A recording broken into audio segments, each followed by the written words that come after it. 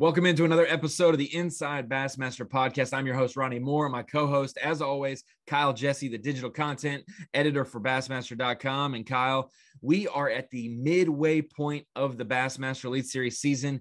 Yeah, it's hard to have a midway point for an odd number with 9 Elite Series events, but I'm going to lump the Classic in there. We have 10 pro-level, top-level events, the Classic, and 9 Elites, and we have finished 5 of them up before the month of April is finished off. So this is a great time to do a shorter podcast and kind of lump in all of what we've taken in. We've kind of absorbed a lot of information and a lot of action and storylines the first 5 events. So for our mid-season show, we're going to go ahead and talk about all of that. So I hope you're ready, and I hope you've enjoyed the first half of the season, because we kind of could forget what happened, even though it was so recent, because so much has happened.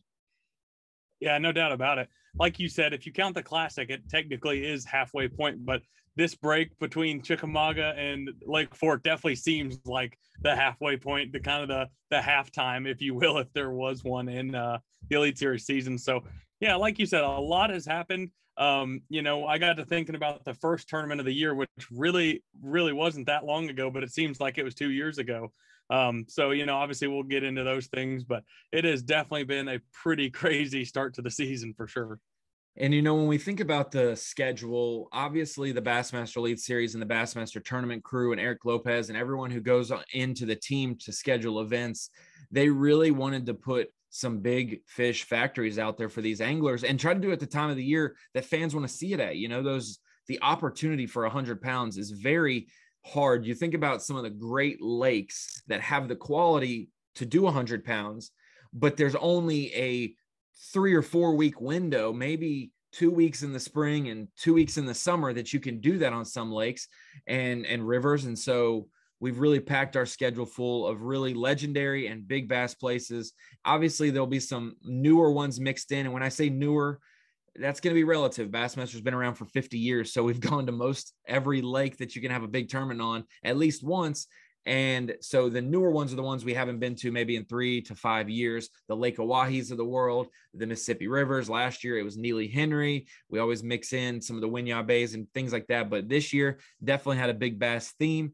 And so thinking about it, St. John's River, the Harris Chain, 2 weeks in a row in Florida. Then we came to the Classic, a good little reset there. We normally have a couple weeks in between, but it's about a week in between the Harris Chain and the Classic practice kicking off.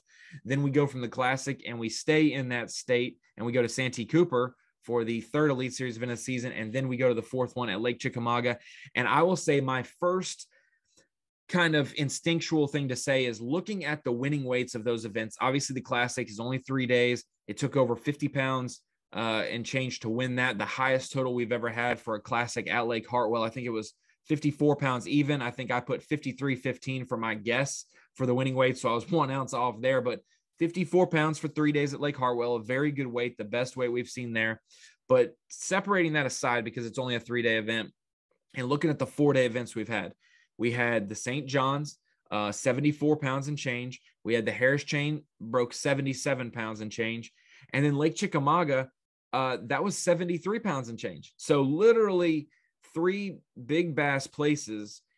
The weather, the moon, the cold fronts, they all got a little bit just too much for the bodies of water and the given times. We missed it by a few days. And those places probably underperformed weight-wise, if we're being honest. But then obviously we hit the nail on the head with Santee Cooper and knocking out over 100 pounds there. So, that's my first thing is, of the 4 lakes to start the season off for the Elite Series, there is no way in the world that Lake Chickamauga was going to be the least weight. But that was probably the craziest scenario and 1 week stretch that we could have asked for it to not be 20 pounds a day at least to win that weight or win that event. Yeah, no doubt about it. That's kind of the thing. I was talking to an angler not too long ago, and to hit these lakes, obviously when we hit them, it's the error of margin is so small because you can hit it right on smack dab in the middle where it's perfect. Like you've seen, 2019 St. John's River is what always comes to my head. Like all the fish flooding to the banks, the weights are crazy, big stringers coming in every day. Kind of the same way we saw Santee. You could have asked for maybe a tad bit better conditions, but ultimately it was pretty ideal. But, when you're talking about springtime events and trying to hit it out of the park, the error of margin, like I said, is so small. To get it perfect is so few and far between for a 4-day stretch, that, you know, naturally you're going to have some tournaments where, you know, the weights are lower than maybe you initially expected, but each and every tournament, even, you know, Chickamauga included, the weights for 4 days were a little lower than we expected, but the big bags, the big bass still came to play. And, you know, they've all been pretty, you know, maybe not from the standpoint of weights, but they've all been slugfest in the sense that it's not been a matter of, you know, catching a limit of 2.5, 3 pounders. I mean, it's catching giant bass, and it's been like that for the entire season so far. Yeah. And if you think about it, if that final day at Chickamauga wasn't so very difficult, with obviously it went from cloudy and windy for the last few days of the tournament to just straight sunny and calm, obviously fog as well. If it didn't switch to that, like, you know, a light switch on that final day, those weights would have probably been closer to 20 pounds, and we would have probably gotten upper 70s, and it would have probably been the second highest weight for an Elite Series event this season instead of the fourth. That's how close St. John's River, Chickamauga, and the Harris Chain all are in the mid 70s. So that's a little bit of our takeaways, but I will say we've seen 2 10-pounders at least come across the scales. Pat Schlopper at Santee Cooper caught a 10-pounder, at Chickamauga caught a 10-pounder. Almost did at Santee Cooper. And then obviously John Cox broke the 11-pound mark at the Harris Chain. It was kind of weird thinking about that fish, because I remember seeing that fish and Clifford Purchase fish within an hour of each other caught. And we saw photos from the blog on both of them and a video of Clifford Purchase. And it really is, Clifford Perch is a very small, very trim guy. John Cox is pretty small, but he's not necessarily trim. So when they both hold up fish that are that quality, you think that one is way bigger than the other. I thought that Clifford Perch was going to have an 11-pounder and John Cox was maybe going to be 10, and it was the opposite. Clifford Perch didn't even hit 10, and John Cox's was over 11. But that is just Florida fish, the way they're built and the way they look. So we've seen some really big bass. I'll just go ahead and say it. We'll get into that a little bit more, but it's taken over a 9-pounder to be big bass in every elite event, and almost the 7-pounder to be the big bass at the Classic. So it's taken some big weights for individual accolades like biggest bag and biggest bass for sure. But yeah, that winning weight, putting 4 days together in the spring with all the changing conditions, has been very challenging for the elites. Yeah, and that's the reality of it as well, is naturally in the springtime, regardless if you hit it right or not, the fish are changing not just by the day, but really by the hour. And we've seen that in basically every single Elite Series tournament this year and the Classic. So, I mean, like you said, to be consistent for, 3 days is tough for the Classic. To be consistent for 4 days in the Elite Series tournament, we saw how difficult that was. And, I actually got the opportunity to go back and watch the final day of live on Chickamauga. Obviously, I don't get to watch live because you tortured yourself with that. That was one of the toughest days I've ever had. Wanted to see it. I just wanted to see it from a different perspective, because I obviously saw how tough it was on the water. I just wanted to see kind of how you guys handled that on the show. But one thing I will say that I don't think was quite stressed enough, and another thing that I think obviously played a huge role in how tough the fishing was. Let's just get to it. It was terrible. The fishing was not good. It was freezing that morning. It was literally 30 degrees, and everything on the boat when we took off that morning was just frosted over. And I don't mean like a light frost. I mean, like, you could rub your gloves. We're wearing gloves in April. You rub your glove across the deck of the boat and you have a snowball in your hand. So naturally in the springtime, that's not what you're looking for and not what you're wanting. But like you said, had the conditions even stayed, this sounds crazy, but had the conditions even stayed snowy and overcast and ultimately still seemingly terrible, the weights would have been better, which that statement alone just explains how crazy the weather was for that tournament. You would think, a nice ended up warm day on the final day would have made the fishing better, but I don't think those fish knew what to do. I mean, they're like, is it winter? Is it spring? What is it right now? Yeah, I always loved when I was out on the water taking photos that I would coax my camera boat driver and be like, man, looks like it's going to be really cold tonight. Don't want your boxes to freeze. Maybe you put the cover over your boat and keep it a little warmer in there so that there's not frost over everything. Because then you're sitting down your butt. You got the nice cheek prints on your, the wet spots on your rain suit or on your jeans or whatever. And you're like, I'm wet for the rest of the day now. And so that is our spring. I told my wife this the other night. I was like, what is the deal in Arkansas? And she's like, what? And I was like, we go to bed and it's 65 and we have the AC on set at 67. I wake up at 3 a.m. to feed our baby girl and I have to turn the heat on because it's 64 in the house now because the temperature outside is 40 degrees. And I was like, what is going on? I'm just heat, air.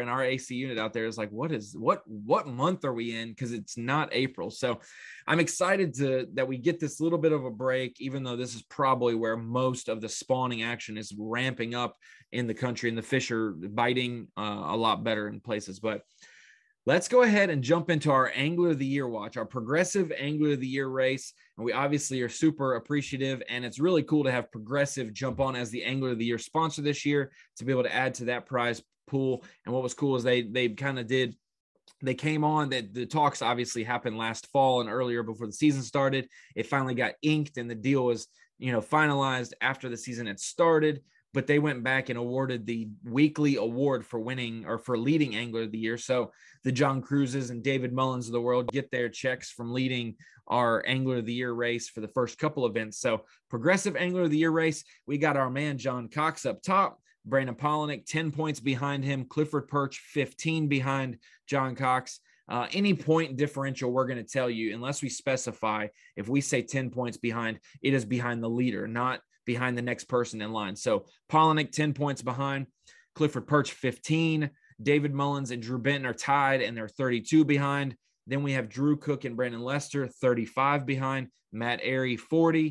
And then the last two guys in our top 10, Brandon Cobb and Corey Johnston, are 54 and 59 points behind, respectively. So our whole top 10, after the first few events, it was kind of a 20 to 35 point lead for the top three. Now it's only 15, and we've got 10 anglers within 60 points at the top of the leaderboard. So it's seemingly a toss-up. Now that we're going into the summertime, I will say John Cox has had it made because he's been able to catch a fish off bed in every single event this season, if he so chooses.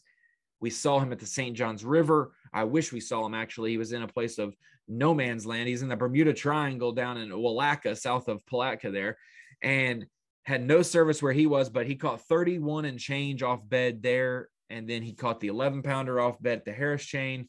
He's obviously made the top 10 bed fishing at Santee Cooper, and then he caught some enough to make the top 20 at Chickamauga for the fourth elite. So, and I think the only event he's gotten burned by sight fish was Hartwell, where he sold out on day 2 for him and never got a 6 and a 5 to bite. But John Cox, let me get your reaction to that.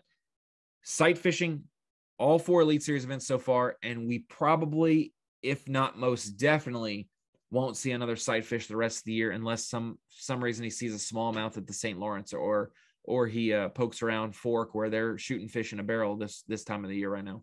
No, and that's the interesting thing about it. Is you and I had talked about it before the season started. If you looked at the schedule to this point in the season, you would have probably predicted that sight fishing would have been a factor in every single tournament, but you couldn't say definitely whether or not it would be the main player or not, because obviously, like we just discussed, weather has such a big factor in that. Water temperature, weather, moon phase, everything else. And like you said, John Cox is, inevitably one of the best, if not the best, sight fishermen on planet Earth. So this schedule so far has played out to that extremely well. But the one thing I will say to John Cox's defense, because I think naturally you want to look at the schedule so far, look where he's finished at all these events, and say, well, this is the end of the road because he's not going to be able to fish shallow anymore.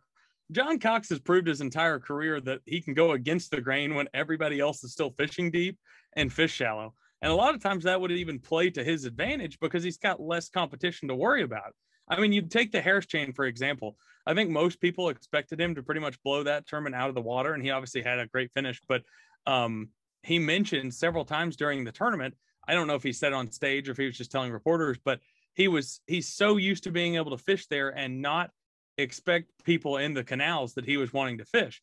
But those same canals were just flooded with boats because that's what everybody was doing that wasn't in Banana Cove in that area, which was about half the field, it seemed like. But yeah, you're throwing a bladed jig, a speed worm, or a hybrid hunter in Banana Cove, or you're sight fishing in the canals that John Cox likes to live in. And that was interesting because I texted him and said, are you all in on sight fishing before day one? He said, oh, you know it.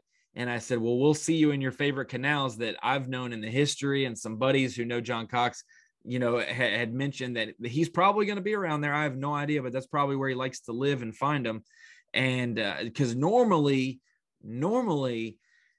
the canals in Lake Harris get picked off first, and some Eustis stuff and some Griffin areas. People don't normally go all the way through Dora to Beauclair and through Beauclair to Apopka and even see the canals where John Cox and most of those guys were. So, or, had frequented early in the event. So that's exactly right. And I will say this, he can fish shallow in every single event the rest of the year, except for Oahe. Oahe is the one that I'm worried about the most for John Cox. For one, because he's got to install a graph up front before he gets there. And for two, because largemouth don't live there.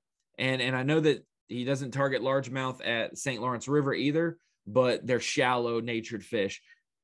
Up there at Oahe, you could probably catch them shallow, but it's not going to be as dominant and good as offshore is there, especially with the wind capabilities that place puts out. So I will say, yes, no more spawning fish probably, but Fork with lower water and, late May, you could still catch them shallow for sure. Just depends on what covers in the water.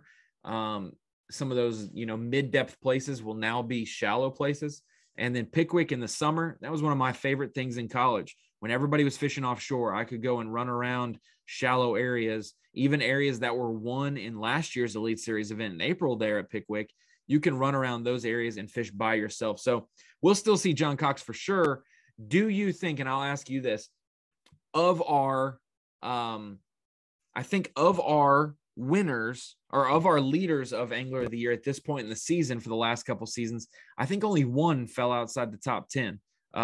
Everybody else had been in the top 10 or ended up winning Angler of the Year. So do you think John Cox stays in the top 10, or take it another step farther, do you think John Cox will win our Angler of the Year race? So to answer the top 10 question first, I would say he will stay in the top 10 based purely on what we were just discussing. It seems like almost every event he'll still have an opportunity to fish shallow. Oahe, you made a great point. I haven't even really thought about that a whole lot, but there's really not a whole lot of areas that you can be confident in what we've seen in the past when we went there a few years ago, that would make you feel confident that that's going to work out super well. But at this point, you really can't count him out anywhere because he just continues to prove people wrong, even in tournaments that you wouldn't expect him to do well. I mean, I think of the St. Clair tournament a few years ago where he almost wins and everybody's like, this guy's almost never, done this before. And he just shows up and does it, and, almost wins the tournament. Will he win Angler of the Year? I'm going to say no, purely based on the fact that, that the end of the schedule is going to set up, as it does a lot of years, so well for smallmouth dominant guys. And the fact that I think there's, several that you can look at in the top 10 right this second and, know that they'll be pretty hard to beat in those last few tournaments, excluding the Mississippi River. Well, not really excluding it. You can still do that there, but not the same style of smallmouth fishing, we'll say.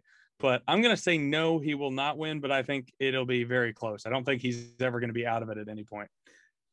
Yeah, I have to agree with you there, and I'll say no. I don't think he'll win either. I think he'll definitely be around. It's just don't have a bomb. Don't have a bomb in your repertoire. I don't know if he's ever been for a season. I have to go back and think, but I don't know if he's been consistent for an entire season enough to be in top 3 or 4 or in shooting distance of the leader of Angler of the Year ever in his career. I think that he's always been a guy that showed up in big moments or big events, had big tournaments here and there, but did not, he'd always have a bomb or he wouldn't be consistent.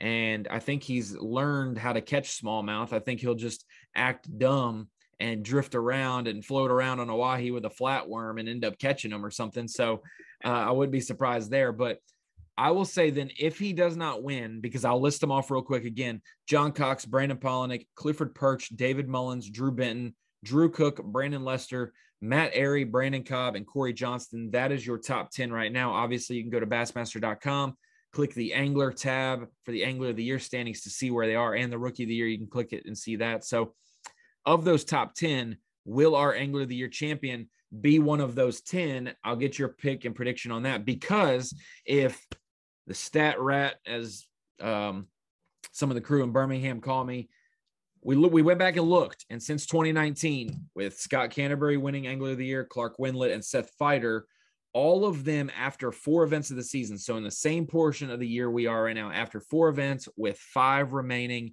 Yes, 2020 was different, where we went 2 down south and then 2 up north, and then we got back for the fall trail. All 3 winners, Feider, Wendlandt, and Canterbury, were in the top 10. They were all within 25 points of the lead, or they were leading. So Feider was winning by 8 points. Wendlandt was 6th by 25. Canterbury was tied for first, but technically second place to Patrick Walters there. The interesting thing, Kyle, to take it one step further, not only were all 3 in the Angler of the Year top 10 after 4 events, 2 of them leading it basically.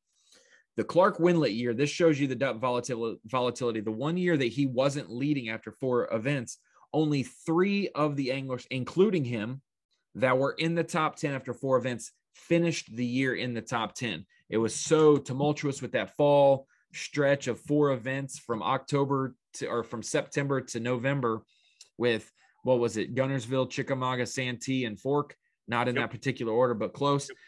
Those 4 events really flipped the standings, and some guys came out of nowhere. And I think the top 5 were still within 15 points. So it wasn't even a runaway. Like Wendlandt was in the top 10. Only 2 other guys stayed in the top 10 with him. But the guys who came charging up from outside the top 10 really pushed him, especially in the last 2 events. So that's kind of how it's gone down the last few years at this point in the season. So back to my question, of the top 10, does our champion come from there? Because otherwise this would be the first year it hasn't in a couple years. And if so, who is your pick out of that top 10? So I've already discussed one person with you and I just talking off camera, but I've got 2, right? So I'm going to go. I think it's hard to bet against Brandon Palaniuk just based on the way the schedule sets up. But I really, for some reason, something's drawing me to Corey Johnston sitting in 10th. So obviously that would be one of the biggest comebacks at this point in the season that we've seen. Of the years that you just discussed, I believe it would easily be the biggest comeback from this point in the season. But just the fact that there's 2 smallmouth events left, and then, you're talking about a couple places, well, at least Fork and Pickwick, that he's had some experience. I'd have to go back and look what his success is on Pickwick, but granted, it's completely different. It's going to be completely different than it was last year, of course. In the springtime, a lot of offshore kind of ledge fishing, that kind of thing. I could see Corey Johnston really, really being successful the rest of the year. Like I said, with that being said, you look at the second spot and think the fact that Brandon Palaniuk has made it through 2 Florida events and this point in the season and is sitting in second, that is a bad man to be sitting right behind you as well. Well, to think that, he's the only Angler of the Year champion in the top 10 kind of makes you gravitate towards him as being a threat, because he's won it before. Naturally. He knows what it takes, But we do have other guys in there. David Mullins almost won Angler of the Year. Clifford Perch is always vying for it. Drew Benton's an elite champ. Drew Cook's an elite champ. Lester's gaining steam and just won an Open this year. Airy has won multiple pro level events. He's looking to break through with Bass, obviously. Brandon Cobb, 2-time champion, and Corey Johnston in 10th, 59 points behind right now, but he's finished 3rd, 16th, and 5th in his 3 prior seasons on the Elite. So 3rd, 16th, and 5th. I think we'll take that 16th any day. If you sign me up and say, hey, Ronnie, you're going to be on the Elite Series, you're going to get 16th in AOI, and be like, I will take it, and we'll work from there. We'll get better from there. So I will say I'm really intrigued. I don't want to say it and be wrong, but that's what these shows are for, because no one will remember this podcast unless they now are writing it down. But I will remember, and so will you. My pick out of the top 10 is Brandon Lester. I've kind of been on it since we did the first podcast of the year. Short list of guys who hadn't won a Bass event. I think he's going to do it. He did it that first Open, and he's been ever so consistent since then. I really like the offshore aspect of Pickwick for him. I think that that's a place that he vibes with. no matter what time of the year it would be. And Fork, I could see him having a decent finish there, whether it was shallow or deep. It's going to be a weird event because Lake Fork, and we'll get into that in another episode, it's going to be low. They've been working on the dam for the last few months, and it's going to be 5 to 7 feet low, and 5 to 7 feet in a minefield. I mean, you're not even going to be able to take a photo of an angler at all that week without seeing a piece of standing timber somewhere in between. You'd have to be boat to boat with them to not see it. And they still might be catching them from one in front of you. So I think that Lester there, St. Lawrence River, I'm not worried about him there. Oahe, not worried about him there. That is still an unknown, though. You can't really go off the sample size of one tournament in 2018 for our field, but he was in the field at that time. And then Mississippi River, I mean, you put a flipping stick and a frog in his hand the last event of the season, I think he's going to have a heck of a fun time doing that. So Lester is my pick. He's 35 points behind right now. He's tied for 6th with Drew Cook. I will say, of the rest of the top 10, watch out for David Mullins and watch out for Clifford Perch. No doubt. I'm very interested. Mullins has been close. He seemingly has a different kind of mindset, obviously honoring Aaron Martin's. I don't think that adds any kind of motivation. We always say that, like, you know, if a dad or a mom pass away, that it's going to be extra motivation for an athlete to do something, or a brother or a sister pass away. It's kind of that thing. I don't know if it's extra added motivation with his good buddy Aaron Martin's passing away last fall, but I know that he's starting to get more confident in who he is as an angler. He's got a great support system. I don't know how much info they may share. I know that Benton and Cook share a lot more info together, but Benton and Cook and Mullins all living in the same house, all within the top 6, within 3 points of each other right now. I think that Mullins is in a good situation roommate wise, confident in who he is. And then Clifford Perch, man, he was one of the stalwarts of the sport. Like, he was one of those guys that did not get talked about when he qualified and left the FLW tour and came to the Bassmaster Elite Series, but he came in decorated. He came in very consistent and strong. And these last few years, I've been like, where the heck is Clifford Perch at? He's gone through some life changes and some different misfortune there, but he's in a different spot now mentally, and it looks like he's back to it. Every time I text him, he says, I'm very humbled and fortunate how I've caught him so far this year. But this is the Clifford Perch we know. Maybe not 3rd place in points, but top 15 in points, Clifford Perch all day long. That's his resume. So I will say Lester's my thought and pick for AOY, but Perch and Mullins are guys who are there, and I would not expect them to go away. I would not expect them to go away. I could see a David Mullins winning Pickwick. I could see Clifford Perch winning Oahe. Just thinking that with Mullins. Very rarely does it, anymore on the Elite Series. Never go to a Tennessee River ledge fishing style tournament. And that's like, if you look at David Mullins, you think that's his strength. I mean, that's literally what he is phenomenal at. And granted, he's super well-rounded. You wouldn't be in the top 10 right now, or sitting in 4th if you weren't. But I was just thinking that. And then the possibility of fishing Fork in some capacity offshore, with a crankbait. He's going to be able to reach those 40-foot spots at Fork that are unreachable. They can hit him now. Right. I mean, you look at, the different tournaments coming up, and then obviously in the last few years has really, really surprised everyone with how good of a smallmouth fisherman he's become. Obviously spent a lot of time up there.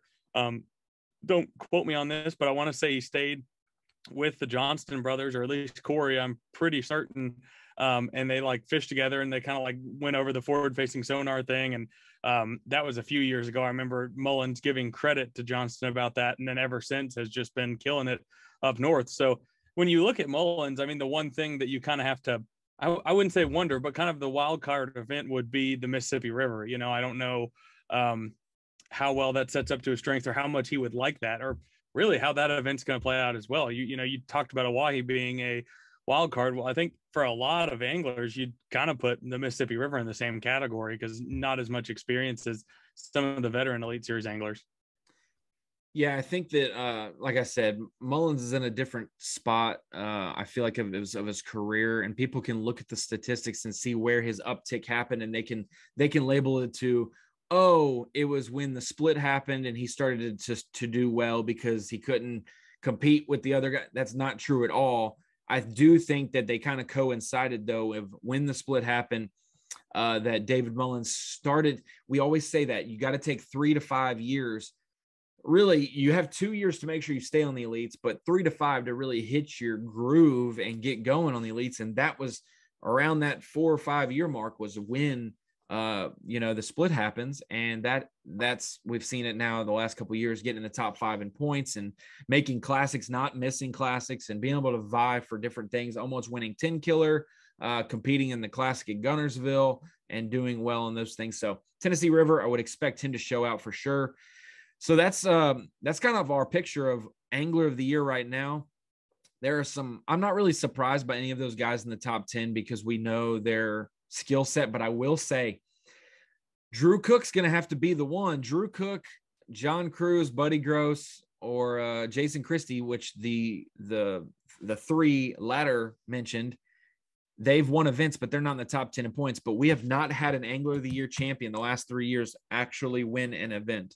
Fighter didn't win, Winland didn't win, and Canterbury didn't win. They were just ever so consistent. So we will see how it plays out. And I'm going to go ahead before we talk about Rookie of the Year to give some kudos to those guys. John Cruz winning his second Elite Series event at St. John's. Doing it the way he did was very cool to see him balance. Normally we talk about locking and you have to dedicate yourself to doing that. At the St. John's River, not necessarily the case. You can lock and get back into St. John's, go back into Rodman. You can do it 2 or 3 times in a day and seemingly still be able to fish a full day of fishing. So John Cruz being able to use Rodman, but also go back to the faithful roots of the St. John's River and catch them. Kudos to him for doing that. Any thoughts about his win to start the season? It's good to see somebody like him win early in their career, like he did at the Cal Delta, and then to win, a decade later, basically, 12 years later, as a seasoned vet and a staple in the sport as an industry leader, to get his second elite win and say, hey, I can still get her done at the top level, because wins are just, we take them for granted these days with guys going back to back or winning 2 events in 3 years. And it is very difficult to win an Elite Series title. Absolutely. And when you look at somebody like John Cruz, like you said, is such a huge name, the sport of bass fishing on so many different levels, and is so well liked by everybody, and has really been the model of consistency.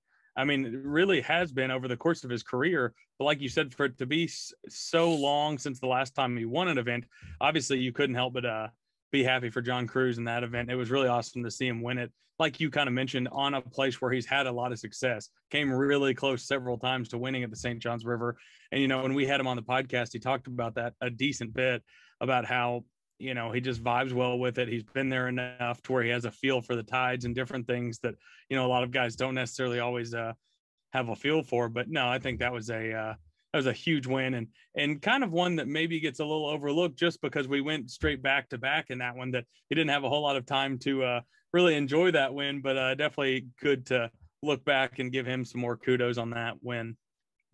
Yeah. And I think that we've kind of broken down the DNA of John Cruz of when will he factor? He will factor and win or have a shot to win an event where it's a Southern fishery with Florida strain bass during a cold time of the year. It was very cold at the Cal Delta when he won. It was very cold at times during the St. John's River when he won. Gunnersville for the Classic when he was in the top 10 the whole entire event there.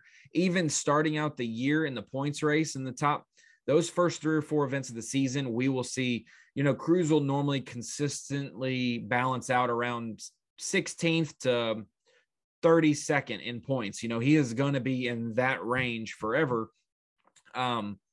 But the years or the time of year when we see him excel and be in the top 10 in points, it's always the first 4 events of the season getting off to a quick start. So I think that that's interesting because last year he did not do well at the St. John's. He said that was a kind of a sickness thing and got wiped out. He just did not practice he did not practice and dedicate himself the way he normally does. Struggled at that event. But then we see him at the Tennessee River, Fort Loudon and Tellico, get a top 10 on a cold, shallow, largemouth tournament for him. So if it's cold and if it's a southern lake, shallow in nature, I think John Cruz better be on your fantasy team. So remind me of that whenever I don't pick him, that like, hey, you already broke down the code and we should expect it. So kudos to him. Buddy Gross winning Harris Chain, turning around the next week.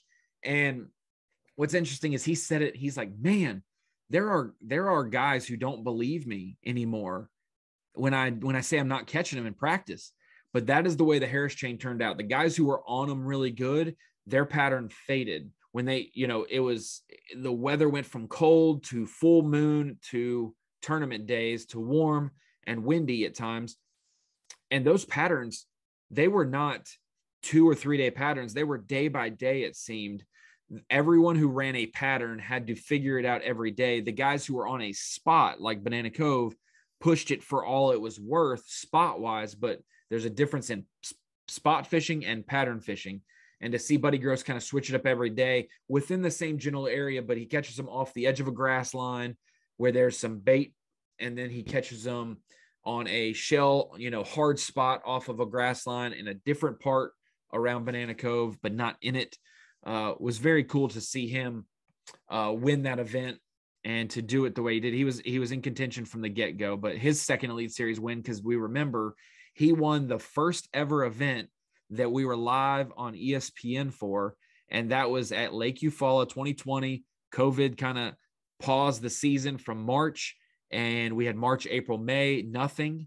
Well, a lot of stuff content-wise, but no tournaments. And then June, we kicked it back off at Eufaula, and he busted him in the mouth like we expected with a come-from-behind victory, though. So Buddy Gross getting his second Elite title in 3 seasons. So kudos to him.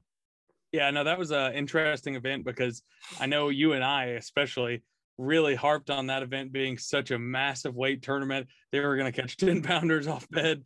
I mean, granted, there was one caught, but it was just insane to see the same thing we've talked about before. And Stetson Blaylock actually has talked about on this podcast, is that in the springtime, there's so many different patterns going on at once.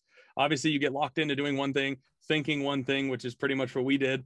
But, he was able to, like you said, grind it out for 4 days, doing what he liked to do, his strength, fishing offshore grass, fishing offshore in general, and, wins the way he would want to win. Same way as if, a John Cox would have won that event, you'd have said he was fishing his strengths. He was doing his thing the way he wanted to fish. It was just the opposite, but with Buddy Gross offshore. Yeah, and Drew Benton, the guy who got second place, had a hard day one, and then a huge, he said it during the week. Day one, we saw him sight fishing on camera, and he's like, I'm done sight fishing. And then an hour later, he's back sight fishing, and he kept pulling him. And then he finally got in his groove day 2 through 4. Huge final day as well to almost come back and win that event. But yeah, for him to be able to catch him like he wanted to, doing something totally opposite than Buddy Gross, but yet be comparable in weight. Very cool event there. Then we go to the Classic, and there was all kinds of storylines. I mean, we got Gerald Swindle coming back. It's his first Classic because he didn't make the Ray Roberts Classic from when he came back to the Elite Series. His first year, he missed the Classic cut. So we had him coming back for his first Classic, even though we had said hey to him for the last few years. Greg Hackney coming back. We had Jason Christie back. Jacob Porosnik from the Opens made it and was fishing it as well. A whole list of other names. And Lake Hartwell, a place that we had known quite a bit about. How was it going to go? And then to see a guy with so many, I told you to do this on media day. We were like, what kind of content that has not been harped on could we do? And I was like, you should go ask like 4 or 5 of the guys who are favorites. And it could have been 12 degrees outside, and we would have still listed those guys as the favorites. It did not matter time of year. It was that lake and how they jive with it. And so we picked the favorites, and you went and interviewed each of them and kind of was like, what's it like to be a favorite in the Classic? And to see Jason Christie be a favorite when the schedule came out, we announced Hartwell last summer, and then he comes out and he, a full calendar year later, is able to fight off all the demons and win on a body of water he's already won major tournaments on. He was able to win it, but he did it in such a different dynamic way. I mean, it was a top 5 day on the water I've ever experienced on the final day of practice when I rode with Christie. Getting to see him do something totally different. And normally you see him take you to a spot in practice on the final day that they will never touch in the tournament. They're just trying to figure something out. He went to that creek where he caught all those forward-facing sonar fish that he did throughout the week. He caught it, and it really clued me in on to know what that looked like and to see him actually fulfill it all 3 days, even if only one bit on the final day, it was the right one. And he was able to keep that in his 5 fish limit. To see him do that and then go back to his roots and really balance that. Because someone said to me, and I'll let you jump in for Christie reaction. Someone asked me and said, can Christie win this classic? Because they knew I rode with him. And I said, whew, if he gets his timing correct on doing, he's trying. I told him this is the most mature game plan I've ever seen out of Jason Christie. Not that he's ever had an immature game plan, but the fact that he had both facets of this tournament where it could be one up shallow dedicated or out deep dedicated. He had both facets dialed in. It was his balance and timing on how he went from one to the other that was going to be critical. And boy, if we didn't see that come into play on the final day when he had one bass and he's like, do I die in here? Heck no, I'm going to go and delete my waypoints and I'm just going to go fish docks. I'm going to go fish the walkways because that's where they're going. And I'm not going to waste any time. And then we see him with the dramatic, final fish in the 30 minutes to be able to win that at the end. Yeah, it was a really awesome tournament to watch from, I didn't get to cover him on the water, but exactly what you said. He talked about it on stage, being a stubborn angler, being a stubborn guy, but to change the way he viewed that tournament entirely, from the last time we were at Hartwell, obviously he was, fishing a vibrating jig, fishing shallow, doing it all day long. Day one was fantastic. Day two, a little slower. Day three, really slow. Obviously we talked about that to him even, but to, like you said, I think that's a really appropriate way to put it, a very mature game plan in the sense that, once again, it goes back to what Blaylock talked about during that, or about that tournament specifically, is that there was fish doing every, basically in every stage of the pre-spawn, in the sense, or pre-spawn spawn. You've got fish that are still technically in winter patterns, chasing herring, chasing shad deep, that kind of thing. You've got fish moving to the bank, and then you've got some fish spawning actively. Obviously, the number of those spawning fish, I think, were smaller than, some may have suggested. But, to have such a, I love the way you put it, mature game plan to go fish for those fish with a forward-facing sonar, deep, get him started. And, if you watch the replays of those days, how much did that do for his confidence to be able to boat those fish early? I mean, you can't even put a price tag or a quantity on what that did for the rest of his day moving forward, because then he could move on to something that he wanted to do, had, all the confidence and all the comfortability in the world doing, and it showed up and he showed up, and it was really a masterful performance in the Classic. And, we've said it for years. It wasn't really a matter of if, but when, and when was this year on Lake Hartwell. Yeah. Win is Jason Christie's middle name is Win, because he's now won 8 Elite Series or 8 Bassmaster events, 5 of them being Elite Series, 2 Opens and a Classic. The only thing that he hadn't won is the Angler of the Year. And so that'll be something to look forward to if he can get that done. But he is swinging for the fences, so to say, the rest of the season, now that he's won the Classic and guaranteed he's going to be able to fish the 2023 Classic. But for Christie, being a stubborn angler is good. We've seen stubborn anglers win more bass tournaments than those versatile, consistent anglers that just come up short and they will stack the 3rd to 7th place finishes, but they just do not get that top spot. And so to see him know his identity and to do it, I saw it in the first catch on day one live. We had him on camera all 3 days because of history on day one. And he's going to be one of the guys to watch. Day 2, he was in 9th place, tied for 9th starting the day 2. So he was barely in our coverage range. We got to see him. And then day 3, obviously being tied for the lead, we got to see him. And that first fish catch, I will not forget it, because he caught it in that creek, but farther into the turn. Like, he had already kind of fished for 15, 20 minutes, and some guys were catching 1 to 2 pounders. I mean, Bass Track was lighting up. And then we see him in that creek kind of make the first big turn on the ditch, the creek channel. He catches like a 3.5 pounder and grabs it and is like, I could punch somebody in the mouth right now. Like, he was amped up, because when a game plan comes together, it's the best feeling in the world. And for him, that's all he needed to see was just give me a couple bites. And if 1 or 2 is quality, I'm good with it. And man, did that work out. And so very interesting there. Then we went to Drew Cook at Santee Cooper, wire to wire, which is very interesting. Buddy Gross started out 2nd place at Harris Chain, ended up winning the event. He did lead 2 of the 4 days of that event. He led day 2 and day 4. John Cruz went wire to wire at the St. Johns River. And then we had Drew Cook go wire to wire at Santee Cooper Lakes. And to see him do it and catch basically all of his bass off the bed, doing his style, being stubborn, I should say, was very cool to see him break the Century Club, and to see that event had a good balance of the fish were doing what they were supposed to do. The anglers really wanted to be there and fish that event.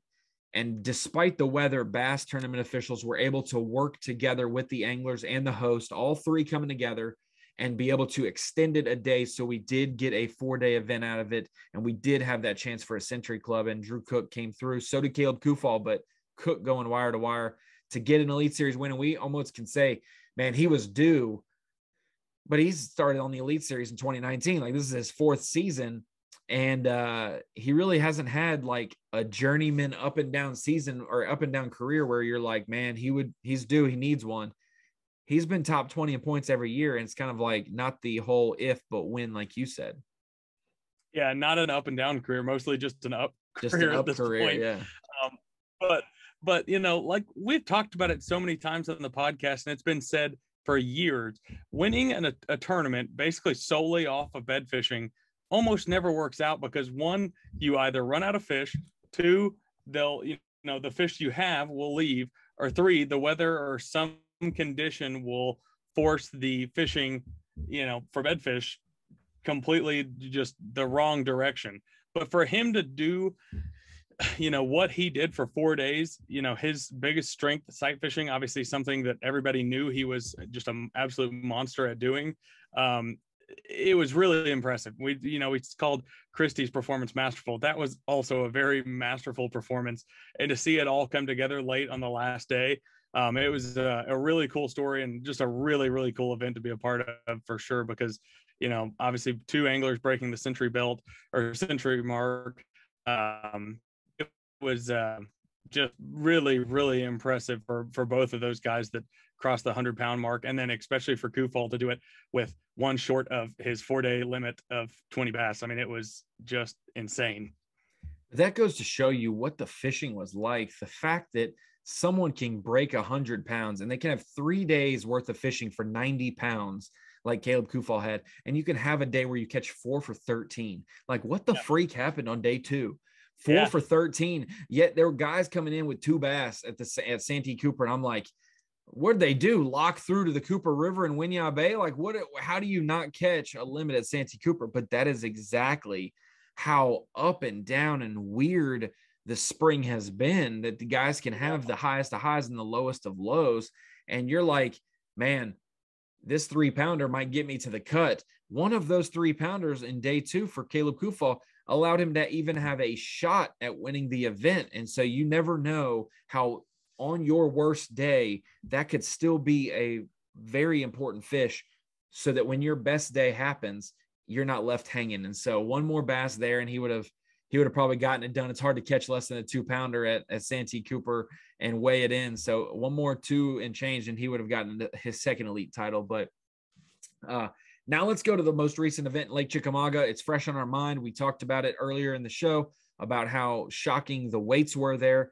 But to have Jason Christie go and win the Classic, and I don't know where he finished, but I feel like he caught 1 4-pounder and then he blanked or something on day 2. And I feel like he got dead last at Santee Cooper. So win at Hartwell, bottom 5 at minimum, maybe last place at Santee Cooper Lakes. I texted him and said, you good, man? Any guys who's 0, I always ask if they're okay, like, and they're not just bobbing out in the lake, broke down, and we don't know that they're out there. Like, hey, you good? And he's like, yeah, I'm tired. I'm exhausted. Sometimes we have a bad day, and I can't wait to go home and see my girls.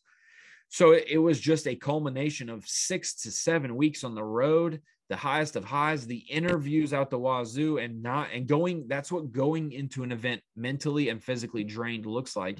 Finishes dead last, basically, and then goes and turns around and wins at Lake Chickamauga, a place that he's fished before, but hasn't had like tremendous success. He said, it wasn't something like, this is one I'm going to circle on my calendar. But for him to start the week with 16 pounds and be in 26th place, if you had to ask me before the tournament started, where would 16 pounds get you on day 1 of an elite at Chickamauga in April? That's going to get you in 57th place. So the fact that, yes, the top weight's almost 25 pounds to be the day one leader, we're accurate on what we expected. 16 pounds to be 26th was not what we expected.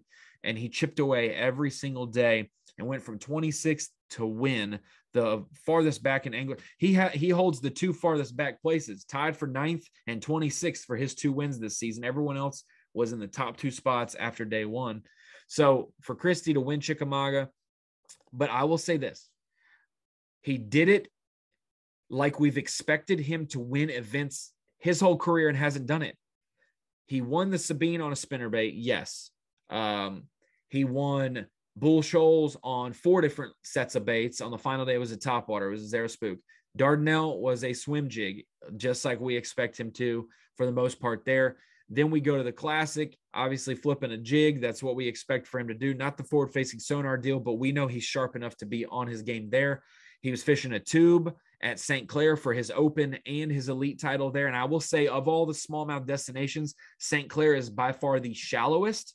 So it is it's much easier for a southern angler or a shallow angler to win, because at most you're fishing 16 feet deep for the most part. So to see those different victories, Fort Gibson, I guess for his opens title as well, I'd expect him. He probably used different baits that event too, but it was shallow in nature.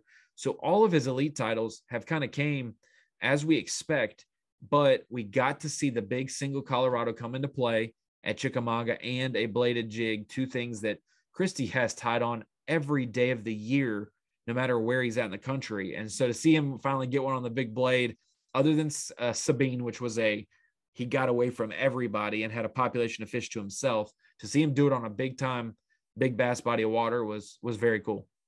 Yeah. And, he talked about it a lot after his Classic victory about how he's been so successful in the Classics because he loves fishing that pre-spawn, fish or shallow time of year. And that event ended up being basically exactly that, with a cold weather, everything that we had leading up to the last few days of that tournament. It allowed him to fish to his strengths, like you said, doing exactly what you'd expect Jason Christie to do. And it was, it's really impressive because, like you said, to go from as high as you can get to as low as you can get back to as high as you can get, which was just incredible. Big kudos to him. And he said it. He was very open about the fact that he was fishing to win the rest of the year. That was just the way he was going to fish, because he was going to be able to fish free and easy. And that's a scary thought for everybody else in the Elite Series field. And at Chickamauga, that was proved to be the case. Hey, he's got some good history on Lake Fork as well, almost winning a TTBC there. Obviously it'll be different. That's one thing I'm excited about, the schedule coming up. Now that we've kind of recapped the first 4 events and the winners there, kudos to all four champions of our first 5 events, because Christie has to go and win 2 of them. But going to Fork, yeah, we've been there every year since 2019. We were there 2019 in, I believe in April, when there was a lot more bedding fish and a shad spawn. Brandon Cobb was able to catch them doing different things every day. He started the event out with a big swim bait, and then we never saw it day 2 through 4 the rest of the week for him. Catches a giant off the bed, has 37 pounds. But then we go 2020, and it's in the fall. It's the last event of the season. Patrick Walters blows the competition away. Then we have Lee Livesey winning in dramatic fashion, 3rd biggest bag in Bassmaster history on that final day to win and break the Century Club. And that was a early May deal, I think. And then trying to just do this off the top of my head. So this year, yes, late May, it's going to be similar times of the year, but like we said, low water is going to be different than we've seen before. And so I think a lot of anglers after Chickamauga took a trip to East Texas and went and pre-fished Lake Fork. I know your boy Wes Logan did. I know some of the northern guys did before they went back up home, to get a look at what it looks like for a Lake Fork with no water in it, because it's going to be different. So that's one thing that's encouraging going forward. The next event is going to be something we hadn't seen ever on the Elite Series. Yeah, you take the amount of guys, basically the majority of the Elite Series field, that has a good bit of history, and how interesting it is that so many guys decided to go down there and pre-practice. That just proves to you how much the lake is, has changed, and how different it is with the lack of water in it. So, I'm not saying that big bass won't be caught. I'm not saying that there won't be some of the same things we've seen in the past, but it is interesting to kind of get a fresh take, something completely different, basically fishing a lake that is going to be a different lake altogether with the lack of water. So it'll be interesting for sure. And like you mentioned, 2019, when Brandon Cobb blew it out of the water, it was crazy to see the amount of shallow water fishing that played there. Obviously, guys still catching fish on bed, like you mentioned, with Cobb's 11-pounder. But the fact that there's for the most part, there's not going to be a whole lot of shoreline cover changes the way guys will be able to fish shallow. You might still be catching them fairly shallow, but you're not going to be fishing the bank more than likely. So it'll be a really interesting tournament. It's going to be super unique. I know that, but I certainly expect the weights to still show out because it is, after all, Lake Fork. Well, that kind of brings us to, we've talked about our winners. We've talked about the Angler of the Year outlook. We've talked about kind of looking at the next event, which we'll break down more in a podcast going forward. A big kudos overall to all the winners. We've had 2 college events. We've had 3 opens at this point in the season. We'll have another college event after this podcast goes out. Over the next few days this week, there'll be another one in Arkansas. You're going to go up to on Thursday morning to go and cover registration for that Friday, Saturday event. So that's to look forward there. Kayak series, a lot of winners so far this season as well, which is kind of a new emphasis in the Bassmaster Tournament Trail. And that's kind of a bigger deal that you get to qualify and make the Bassmaster Classic for the Kayak series. And everything that Yamaha, Right Waters, and Tourney X has done for that is huge there. If you are a kayak angler, make sure you tune in for the next episode of the podcast, because we will have some of our champions on there to be able to break down that aspect of the sport that's a little bit more foreign than fiberglass bass boats that go 75 miles an hour. A lot different strategy and a different format on how they compare the winning patterns there. Obviously, they do inches instead of weight, but they still have different rules to play within. And we'll have some of the guys who have they're going to pull back the veil and show us why they've been successful and what it takes in the sport of kayak bass fishing. So I'm looking forward to that one next week, and you'll join me on that one, Kyle, I hope, as well, and help guide me through that wherever I may slip up and mess up. But kudos to all the winners so far this year. Let's get into our Rookie of the Year real quick, and then also the Classic Cutline, because Rookie of the Year race is something that's interesting every year, because we always come in with, whether there's 10 anglers like there are this year for Rookie of the Year, there's always about 5 or 6 that we really know. And then there's some unknowns that we're not sure how they're going to play out. Sometimes we're wrong about the guys we know. Sometimes we're right. Sometimes the new guys that we know nothing about jump up there. But I'm going to go ahead and go out on a limb and say, Jay Shakurit, I think he's the real deal. I think he's the real deal from what we've seen. A Wisconsin angler, which a lot of Wisconsin anglers fish shallow most of the year. We always categorize that as a northern fishery in a northern state, but a lot of Midwest anglers, like we've seen with Caleb Kufal and Bob Downey and some of those guys, they are really good river fishermen, really good shallow anglers. And Jay Shakurit, great start to the year, 11th in our Angler of the Year race, 293 points through 4 events. And he is leading by roughly 44 points, 44 points over, I think that's right, 44. Yes, 44 points over Joseph Webster. Jacob Fouts is 93 behind in third. Cody Huff is just under 100. So is Masayuki Matsushita, and that's our top 5. The rest of the top 10 is Jonathan Kelly, Matty Wong, Josh Douglas, Daisuke Aoki, and Alex Redwine. Really, everyone within 100 points or so. I would even say Matty Wong, 110 points behind, still probably have a good opportunity to still win Rookie of the Year. Jay Shakurit really off to a hot start. But what have you seen from some of those guys now that you're at the venue and you get to see them on the water at takeoff, how they interact at the tanks? Are some of these rookies prepared for this stage, or are some of them a little bit nervous? Does Jay Shakurit look like a veteran of the sport at the ripe age of 22, coming from the co-angler side to the Opens Pro side to qualifying for the elites, all in just a year-by-year basis, and now he's rocking it halfway through the season? To answer your question, I certainly don't think anybody seems like they're not ready for the moment or not ready to be there. I think that they're all deservingly to be there. Obviously, just to get to the Elite Series, you have to earn it. It's not a given thing by any means.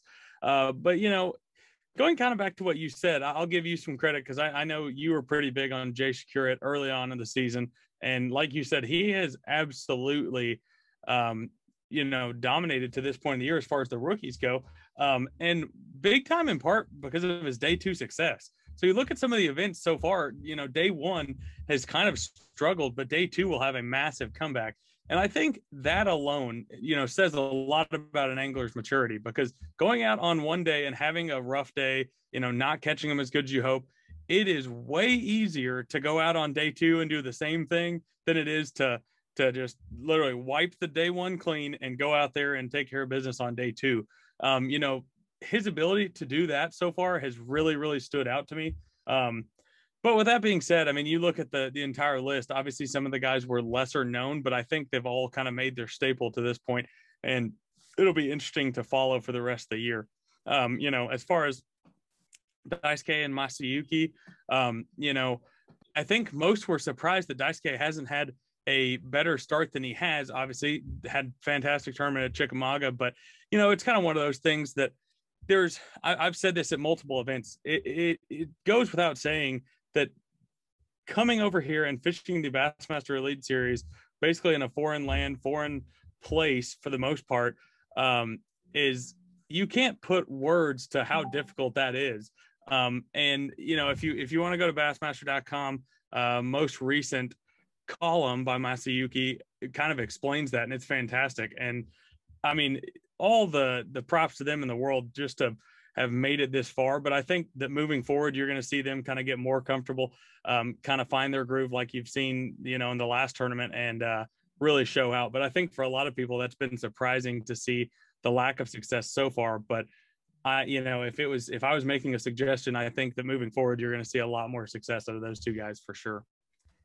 Yeah, and I talk about it on Bassmaster Live thoroughly with Mark Zona, and he kind of just negates to me for some of the opens guys and is like, what is their style? What are they good at?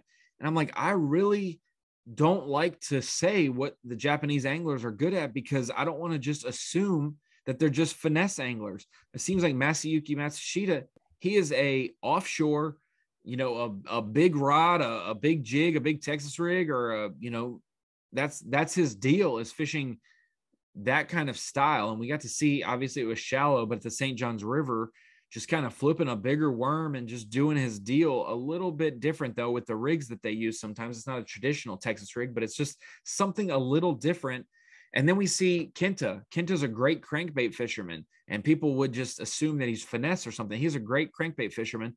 Daisuke, still not quite sure exactly what his style is, but winning on a wacky rig in the opens at Douglas, and then going to I think it was Douglas last year, or Douglas, because Cherokee was this year. Correct. Winning there, and then going to Chickamauga in the Elite Series and finding a community hole that no one else decided to be a part of the community for, and that he maximized with a off the wall technique, kind of swimming a swim bait that doesn't have a swim bait tail. It's just like reeling a fluke in the middle of the water column over black grass that no one else wants to fish around. So it's just something a little off the wall. It's hard to tell me that you haven't done that before, Ronnie? I actually like to stroke a jig out of that black grass, mostly because I can't stand when the black grass gets caught on my jig. So I just yank it off the bottom. And then after 5 things, I'm like, this is inefficient as can be. I'm out of here. We're doing something else. Yeah. I'm going to go throw a chatterbait somewhere else. And then I catch what I don't, what I catch. So, but yeah, there's some guys that definitely have different styles that I'm looking forward to learning more. But I did put Daisuke through the ringer. I will say, I texted him and said, hey, can you send me a photo of your lure for Bassmaster Live so we can talk about you and praise you for how good you've done on live? And he texted back and said, sorry, no photos at this time. And I said, bro, I already know what your bait is. And I sent him a screenshot of his bait, very fuzzy and very faint. I said, I already know what you're throwing. I just wanted you to send me a better photo of it so we can talk about it better. And he said, and like literally he read my text, and 15 minutes later, no response. And then all of a sudden 2 photos of his baits pop in. I'm like, got him. Yes. He played the game. And that's the deal, is sometimes playing the game with the media allows us to be able to tell your story better. Otherwise we're just making up stuff about a guy we may not know about. So definitely a breath of fresh air to see how thankful they are, how gracious, how polite. You know, some of these guys, they're just, I'm going to put it to you straight. It's kind of, for those listening to the podcast, I'm trying to pick my words carefully, but in 2018, a lot of things happened and the anglers were very mad at each other and at Bass, and they decided to split off for various reasons and go form a different league. And then 2019 was the biggest breath of fresh air we've ever had in the sport, with so many new names, so much camaraderie, so many people ready to be top level pros and show. Everyone was just ready to be on camera and show what they have for the world so that people can stop saying, who is that? Who is that? These guys are all good. But after a couple years of sharing a pie, everyone is tired of having their hand full of pie. They want their correct slice of pie, and tensions start to get a little bit more with each other, and it becomes less fun. Does this make sense so far, Kyle? With how Absolutely. Anglers are, they're not working together as teams, you know, for the most part, unless you have a roommate, but they all were cool with each other. Now we see a couple more bickers on the water, some talk backstage, some, you know, gamesmanship on the water, and it's more of a job now for some guys. After 3 or 4 years, it gets back to being a job, and that breath of fresh air goes away. So some of these guys, like the Japanese anglers, they are a breath of fresh air, and it's cool to see them thankful to be on the Elite Series, because it is a blessing to be a professional athlete, whatever level it is. Yes, there's a lot that goes with it. Yes, our sport is different than most with the different challenges we face. But man, you're one of the 94 best anglers in the world on the best fishing platform that we can show the world your skills with an opportunity at some of the best lakes. So it should be fun, but it becomes a job at times. So it's always refreshing to see some of those guys come out and to be positive and to enjoy it and to really kind of be naive to all the junk that happens, and it really be a dream career. I mean, I had to tiptoe around that a little bit because it can get down in the weeds that people don't need to always know, but ain't no way the starting point guard for the Celtics is friends with the starting point guard of the Timberwolves just because they're both pro athletes. There's going to be people you don't get along with. And so it's cool to see people still love their job and to have fun, like a Greg Hackney, who has came back and said, I'm having fun. I said, Greg Hackney having fun is a dangerous thing. Jason Christie said to me in studio after his Chickamauga win, I know where I'm at. I'm happy to be here, and I cannot wait to retire here. So a little bit of perspective change for some guys, but it's refreshing to see that thankfulness come back from some guys and enjoy their job. No, I think you're spot on. I don't have a whole lot to add to that, but I absolutely understand where you're coming from, and it's definitely true. Yeah, so working together all as a team to make it go well is always part of the gig, and that's what we try to do as media for the Bassmaster Elite Series. So looking at the Rookie of the Year cut, though, we kind of got off track with the Japanese anglers, but there are a couple still vying for Rookie of the Year. We've seen some top finishes from both of those anglers. But looking at that Rookie of the Year with Jay Shakura, Joseph Webster, Jacob Fouts, Cody Huff, and Masayuki Matsushita, those are the top 5 in points. A little surprised with Cody Huff. So Jacob Fouts and Cody Huff were both over 100, or they were about 100 to 110 points behind Jay Shakura, and they were in like 6th or 7th or 7th or 8th. They were down the standings. They're now up in the top 5, but still the same amount of points behind. That's just kind of how it's flip-flop in the standings. They're still the same deficit, just a higher position. We get to look at them higher on the leaderboard. Joseph Webster's not one to count out. He has been close to winning FLW Angler of the Year on their top tour level, whatever that used to be back in the day. And now he's now a rookie on the Elite Series, but he definitely has the skills to be here. Fouts and Huff, both champions on the College Series and bracket champions. They fished classics. I'd expect to see them do well over the next couple events for sure. Is there anyone that could chase Jay Shakura down in your mind to win this Rookie of the Year out from underneath of him? There definitely is. With that being said, I actually do like Jay Shakura to win Rookie of the Year. Obviously, that's not necessarily going out on a limb, just considering that he's leading, obviously. But I absolutely do think that there's, the talent below him that can chase him down. And you already mentioned it, but Cody Huff was the one that I was going to mention for sure. Obviously, an absolute stick with forward-facing sonar, doing the offshore deal, fishing for fish that are it's not to say he's not a good shallow water fisherman, because we've seen in the opens him have success in on places like the Arkansas River and, things of that nature. But with that being said, I think offshore fishing is one of his bigger strong suits. And I think that he's going to have a much better opportunity to do that, in the next few events, which makes him a giant threat in the 4th spot. I think he's dangerous because if we remember, he won a college event and went back to back with a Toyota Series event at Toledo Bend, fishing around standing timber and picking off fish that just linger in the woods. And that's what we're going to see at Lake Fork, is some fish lingering out in the woods. And so that'll be interesting to see how he does there. I also think he's on the short list of guys just on skill set wise to possibly win Oahe. I think that's one that's winnable for him. So if you're going to go with Jay Shakir, I'm going to go with the field. And I do think someone will pass him and beat him. And I'm still high on Cody Huff. I still don't think that we have seen what we expect to see, and we will start to see that from him. He's too good of an angler to, even if he finishes 4th or 5th in Rookie of the Year this year and people are like, you're an idiot, write him off, he's going to be on the elites for a long time. I do not expect him to struggle long, and I think that he'll get it back together. So he was my pick. You said I was high on Jay Shakir. That's probably because I said that on Bass Live because he did so well in the first event. And I was like, that's my guy, Jay Shakir. But if I had to tell the truth, Cody Huff was my pick. Joseph Webster's one that I also said to consider to watch, but Cody Huff has been the name that I picked off that sheet the whole time. I'd be interested to see what Jonathan Kelly does when we go up north too. He's being from Pennsylvania. He'll have some kind of a home field advantage. He also did well at the Open on the St. Lawrence River last year to qualify. So I'd expect to see him show up. Really just absolute domination in the smallmouth events that were the Northern Opens last year. So I think that's, like you said, that's absolutely something to keep an eye on for the rest of the season. Yeah. And Jonathan Kelly that we just talked about him, he went to Coastal Carolina. He fished in the college series. I fished against him. And then I also covered him, and he fished Coastal Carolina, which is near Winyah Bay. That's the local lake, but the closest one other than that is Santee Cooper Lakes. And that's his best finish of the season so far.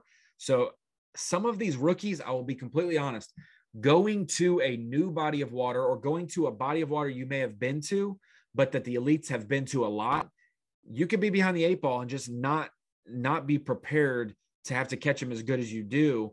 And so sometimes it just takes your footing, a little bit before you start to rise up. You better make sure your foot's stable on that rock wall. Otherwise you might fall right down it. So not too bad of a start for some of those guys like Jacob Fouts and Cody Huff, but definitely not the standard that they want to be sitting at. So that's our Rookie of the Year. Let's jump into the Classic Cutline real quick. We just talked about our Falcon Rods Rookie of the Year race. Classic Cutline, to explain it plainly, to qualify for the 2023 Bassmaster Classic on Fort Loudon and Tellico on the Tennessee River right there in Knoxville, Tennessee, at minimum, you need to be in the top 39 in points. If you're in the top 39 in points, you are guaranteed a spot in the Classic. Then it goes down for double qualifiers based on Classic Champ. If Christie stays in the top 39 in points, it will bump down a spot to 40. If Brandon Lester stays in the Classic Cut, which he's in the top 10 in points right now because he won an Open, if he stays there, it will go down another spot because he'll double qualify. Kenta Kimura, who just won our most recent Open at the James River, if he's just below that 40, which would be now 41 is the cut line for the Classic spot, he is down in 49th. If he was to jump up into it, it would bump down another spot. Then at the end of the year, we will have the last event, that Mississippi River event. The winner will get a Classic berth. So if they're outside, awesome, they earn a berth. If they're inside the Classic Cut, it will bump down one more spot. And that's what we got to see last year, plus all the other Opens events.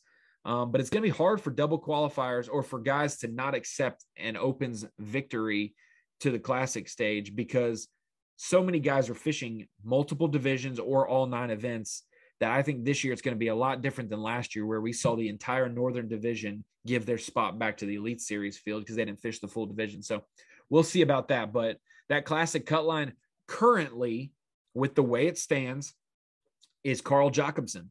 What a story that would be if Carl Jacobson made his first Elite Series Classic cut and was able to fish his first Classic next year. That would be pretty cool for the sport. Otherwise, right now, David Williams is 39th in points. He would be the last one technically until everything is solidified with double qualifier. So we got a couple guys who would be fishing their first classic. I think David Williams is fishing his first classic, and Carl Jacobson would both be doing that. And they are basically separated. You got Jason Christie, Seth Feider, David Williams at the cut line, the initial cut line, Bill Lowen, and Carl Jacobson, and that's your cut line there. That is some guys who definitely we don't expect to be near the cut line with Christie, Feider, and Lowen. But also, hey, it's a good uptick for Lowen because after his big win at Pickwick last year, he went on to not be consistent like we know him to be and miss the Classic. So Classic cut line is heating up halfway through the year, Kyle. Yeah, it absolutely is. And the same way that you talked about the Angler of the Year race in the top 10, you could say the same thing times about 10 in the Classic cut line, in the sense that there's guys that are in the 50s, even the 60s maybe, that'll still make the Classic just based on a few really good events here coming up. And then, that's the reality of the more sad reality of it, is the fact that there's guys that are in the 20s and, maybe even higher than that will fall out of the Classic cut line. So it's so volatile, and to stay within the Classic cut, especially when you're, not in the top 10 right this second, it can change so much over the course of 5 events that it's really hard to predict. But there are, like you said, there are absolutely some names below that cut line, and even just above that cut line, that are surprising to see there. So there will definitely be a lot of jumping and moving in the Classic cut line, but it will certainly be an interesting thing to keep an eye on. One of the most recent guys who has fallen big time that I remember is 2018 Greg Hackney. He was 9th after his June victory at the Sabine River, 9th in Angler of the Year, and fell to 43rd. The cut line did not drop down that far that year, and he was like the first 1 or 2 guys to miss out on the Classic. And he went from being in top 10 in points with 3 events left, and we're like, can Greg Hackney win Angler of the Year, to can Greg Hackney make the Classic? And he missed it. So there's definitely things like that. Tyler Rivette, great position last year, and was like, I just need to finish middle of the pack in every event the rest of the year.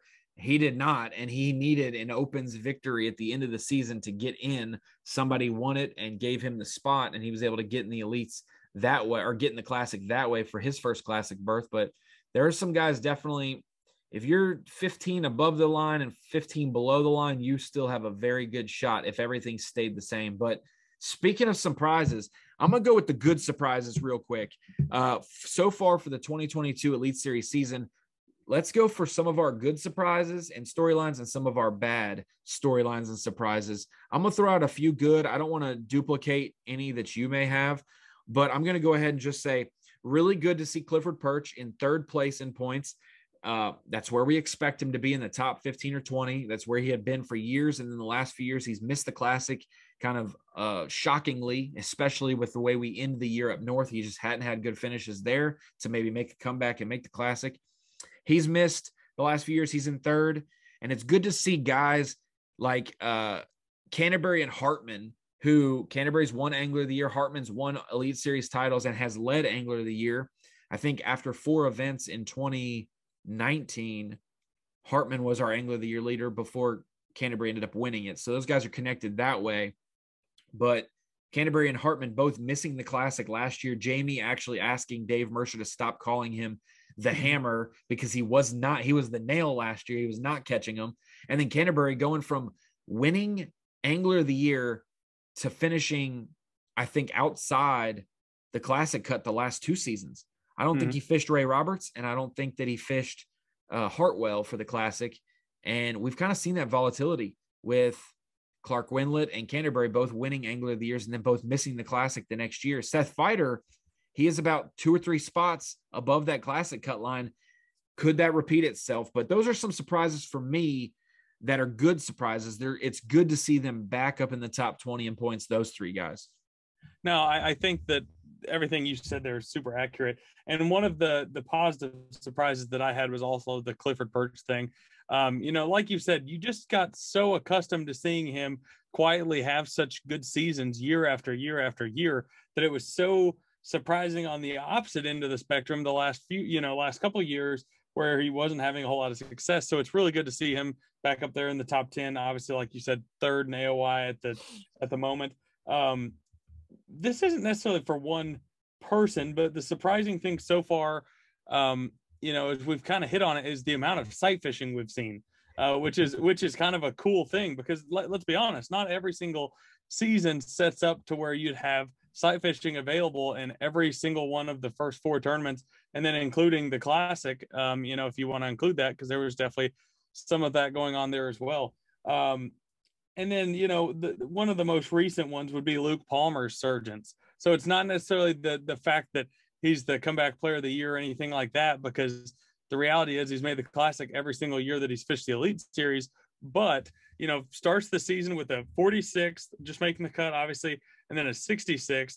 Since then, a 6th place finish to the Classic, a 4th place finish at Santee Cooper, and then a 13th place finish at Chickamauga. So obviously getting on a hot streak, and that's good to see from Luke Palmer as well, going to some events that you could also see him doing well and as well.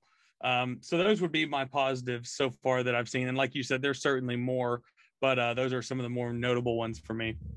Yeah, and I will say, I'll say a few more quick surprises.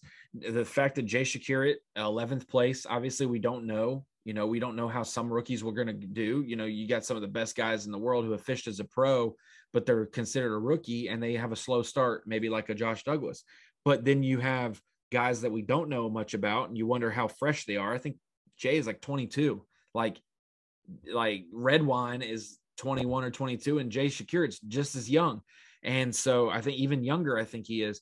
And so to see him in 11th is cool. To see Pat Schlopper in 20th, and then to see guys like Bernie Schultz in 29th, that could be, you just don't know some of these guys anymore. You don't know if a Bernie Schultz makes the Classic and retires, like he just wants to make one more Classic or something like that. And so for Bernie to be in the top 29 right now, cool for him to do that. And Pat Schlopper, hey, let's face it, this was his 2nd year. And so that means he's up to get cut. He's now on the chopping block. He does not have that 2-year buffer anymore. He now has up for getting cut. He was 55th in points last year. So another 55th, that's about the average it takes to get cut. You have to a 50 to 55 average. You're probably close to getting cut. And so for him to be up in 20th place is a good surprise there. And the fact, I'll say another surprise for the big fish this year, we've had 5 events and we've only had 3 guys who have won big bass for the event, because Brandon Cobb won the St. John's River and the Classic. He had a 9.13 down in Florida, and then he had a 6.12 at Hartwell. And it was shocking to see him not factor in that Classic a little bit. And then we saw John Cox in between those 2 events get an 11-pounder for the Harris chain. And then to go back to back, Pat Schlopper with almost a 10, and then most definitely a 10-pounder. Sorry, I got a spam call about the 47th one of the day for me. For Pat Schlopper to win the Big Bass back-to-back events and almost catch a 10-pounder both times, that helps you a lot, and that's very, very cool. So that's a cool surprise there to see Cobb win 2 of them, Schlopper win 2 of them, and John Cox win 1 of them so far this season. Yeah, no doubt. So give me some bad surprises, unfortunately. So that's what I was going to say. So to start with on the negative surprises, this is not us attacking anybody by any means. We're going to let them know. We're going to let them. I'm going to send it to them and say, look, watch at this point in the video. It's purely a surprise that they're not having the year that you would expect them to. Obviously, I know Ronnie's going to get into some as well, but one of the biggest ones for me is Kyle Welcher. To have not had as good of a season to this point as he has had. So, currently sitting in 86th in points. I would have bet the house on the first 4 events of the season, him not sitting somewhere in the 80s in points. Obviously, as good of a shallow water power fisherman as there is in the Elite Series, and 4 tournaments that you would think theoretically set up really, really well for that, and just has not turned out for him. And it's not a lack of ability by any means, because obviously they're at the Classic, almost wins the Classic, finishes 2nd place. Ultimately, just really surprising to me for Welcher to not be having as good of a season as he's having right now. Yeah, you definitely would have put money he'd be in the top 10 in points and not the bottom 10 in points. We have 94 anglers and him sitting at 86 is a surprise. And I'm going to go ahead and list off some guys that I think are surprises based on their AOY position. 76th, Hank Cherry. 79th, Mike Iaconelli. 80th, Steve Kennedy. 81st, Keith Combs. You said Welcher at 86th, and then Justin Atkins, 89th. All those guys are very decorated anglers. Shoot, all the anglers on the Elite Series are pretty dang decorated, if we're being honest. And I told you this right when we were about to start the podcast. I said, hey, before I go, it's hard to look down at the bottom of the Angler of the Year list from 70th to 94th and not have someone that we think would be a hammer almost every other spot. Like there are the amount of public perception of slouches on the Elite Series, there's less than 5. There's less than 5, and it's based on age, maybe good and bad, like young and old. Maybe they're slouches because they're so new, they're going to struggle, or they're so old, they're going to struggle. But to see those guys really struggle and they're champions, they are classic champions, Angler of the Years, Elite Series winners, Forcewood Cup winners, classic dub back-to-back. Like, it's so very odd to see them struggle. Jason Christie said it was one of the first things he got out of his truck and said when he came to the studio, we were talking about it. He's like, I said, man, there's some guys who've been struggling this year. And he's like, yeah, I would not expect Iaconelli to be there. He will catch his groove at some point. And so him to call it out. And we'll be honest, we'll get into this more at Lake Fork for the Elite Series on Bassmaster Live. And it's going to be something we talk about every event going forward as respectfully as possible. But it's no shock. You can look at it. For those guys who have fished 2 years on the Elite Series, they're up to be cut. You got to have a good average. And Justin Atkins finishing in the 70s last year and now 89th this year so far with half the season left. Granted, the rest of the season should be more in his wheelhouse. I wouldn't expect him to be 89th after the first 4 events. And so he's got to catch him. He's got to catch him. And he knows that. We've texted back and forth about it. And there are quite a few guys that we will get into that they're going to need a top 20 in the last event of the season to continue to be an Elite Series pro. And that's a very tough thing to talk about because we care about all these guys so much. But that's just the nature of the sport. We would not have new, fresh names if it wasn't for guys having to give up their spot. And so we will see how that all transpires. But those are definitely some bad surprises. The other bad surprise I'll say is that the weights have not been as high at some events. Harris Chain and Chickamauga definitely closer to 95 or 100 than 75, but that's not the case. So I will say those are a couple surprises for me. I will expect even a surprise is Seth Feider. We don't expect him to maybe go back-to-back Angler of the Year, but just inside the Classic cut, low 30s. And when I say low 30s, I mean like 38th, 39th, not like 31st, 32nd. So for Feider to be there and not top 20 like he's been the last 5 Elite Series seasons, we'll see if he whips it back in shape. It's also scary to see Jason Christie with a last place finish and be inside the Classic cut still. That just shows how good some of his other events have been. So those are definitely some surprises and good and bad, Kyle, so far mid-season. Yeah, there's definitely a surplus of both. Obviously, we didn't hit all of them, but yeah, I mean, there's some things that are hard to explain. And like you said, those aren't necessarily the fun parts of our job, is explaining those things or talking about those things, because, you already hit the nail on the head. Those are not things we want to talk about in general, but especially, considering we've, have personal relationships with a lot of these guys and obviously care about all of them. So definitely not fun to talk about, but like you said, it really is a huge part of the sport, and a part of the sport that makes it so interesting, because it provides opportunity for new anglers. And we'll obviously get into that more down further down the season with the opens. Obviously that picture becomes more clear, and it's just going to be an every year thing, and it always has been. Yeah, and at the end of the year, our tone will change. And the reason why some of these stories are so impactful is because we now know, hey, this guy was on the ropes and caught their butt the last 3 events to get to stay in, those types of things. To see a Carl Jacobson openly admit that he was thinking about it and then be able to catch them good enough at the end of the year to stay in. And now he's catching them really good. And he's getting his groove, and it's good to see that. when we get to that point, we will be talking about who has earned their way back and not who has lost their way. But right now, we have to organize a list of guys to be on the lookout for that are on the outskirts, and as they catch them or don't catch them, they'll either solidify their spots or further go to maybe obscurity. And so very tough to see, but hey, at the end of the day, it's a dog eat dog world. It's a bass fisherman out bass another fisherman. That's what you got to do to make the Elite Series and to stay at the top level. And to be honest, it seems so in our face and abrupt about all these cuts. Like, where are all these cuts? I don't remember these cuts from 2006 to 2014. And we didn't talk about them. And it was kind of obvious. Guys were either running out of money or they were just bowing out in the middle of the season. But this is now a hot place to be. People want to be on the Elite Series, and they have always, but now it's so eager. The opens are slap full. We could have 6 opens divisions and people would call for a 7th. We could have 3 opens divisions and we could double it up, and so same with our college series. There's an intensity and an excitement to be on the Elite Series.